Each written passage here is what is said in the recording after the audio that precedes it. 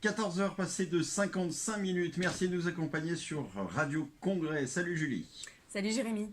Alors, tu es là pour nous parler de billets d'humeur et d'humour. Tu as donc décidé d'y apporter un petit peu ta patte. Et cet après-midi, tu vas nous parler de cette mission Interexpo. Voilà, la mission Interexpo, elle a commencé hier après-midi quand je me suis vue débarquer sur la planète Interexpo. Entre les stands et les halles, s'affairent des petits hommes et femmes bleus, leur nom de code, bénévoles. Leur mission, rendre le passage des hommes et femmes rouges dans leur galaxie inoubliable. Ils sont au nombre de 1200 et ont de 16 à 80 ans. Résultat d'une bonne réponse de la part des personnels et surtout des retraités du service dont Dominique Lordet se félicite. Lui, le sapeur-pompier professionnel depuis 36 ans, est secrétaire général de l'Union départementale et affecté à l'état-major du SDIS. Il a activé son réseau intergalactique. Si les choses sérieuses ont commencé sur le site depuis le 17 septembre, le responsable des bénévoles et son équipe ont commencé dès le mois de janvier à recruter. Un recrutement innovant et ciblé pour affecter la bonne personne à la mission qui lui correspond le plus. Mais alors Julie, moi je me posais une question, comment ça se passe un recrutement ciblé? Chacun choisit son poste? Alors, pas exactement Jérémy. Chaque bénévole a rempli une fiche détaillée recto verso exprimant si besoin des soucis de santé ou encore des difficultés à supporter la station debout, ainsi que ses compétences. Des trilingues, des cuisiniers, des électriciens, des détenteurs du permis poids lourd, hommes et femmes en bleu héritent ainsi d'une mission adaptée à leur savoir-faire, que ce soit l'hébergement, les transports, la restauration ou encore l'accueil. Et à l'image du système Parcoursup, chaque bénévole pouvait aussi exprimer 2 vœux. Pour Dominique Lordet, l'important c'est qu'il se sente bien.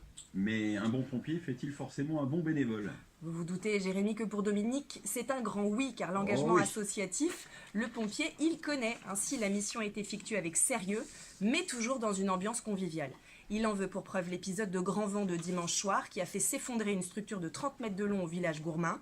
Eh bien, figurez-vous que le lundi avant midi, tout était reconstruit, dans la bonne humeur et avec les moyens du bord. Ce sont de véritables passionnés. Je ne suis donc pas surprise quand je tombe sur Jean, sapeur-pompier professionnel et chef du centre de secours d'Hauteville, en pleine intervention joyeuse avec un collègue SPB d'Ambérieux, également exposant voisin chez Galin. 30 ans qu'ils se connaissent, que l'un a vu arriver l'autre dans sa caserne de l'époque. Alors quand Jean, bénévole affecté à l'accueil des exposants, a vu 2 poubelles inesthétiques devant un stand, il savait qu'il pouvait compter sur Daniel pour trouver le bon outil sans perdre de temps.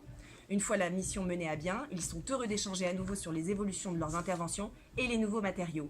Eux qui ont connu les camions roses, entendaient le rouge terni et les sièges en bois, sont toujours aussi impressionnés par les nouvelles techniques et les nouveaux matériaux. Je laisse Jean et Daniel à leur retrouvaille devant le nouveau système de désincarcération autonome et repars explorer la planète Interexpo, où le ciel est aussi bleu que les polos des bénévoles, quel que soit leur pôle d'affectation. Dans cette galaxie, Jérémy, pas de distinction. Tout le monde est au même niveau.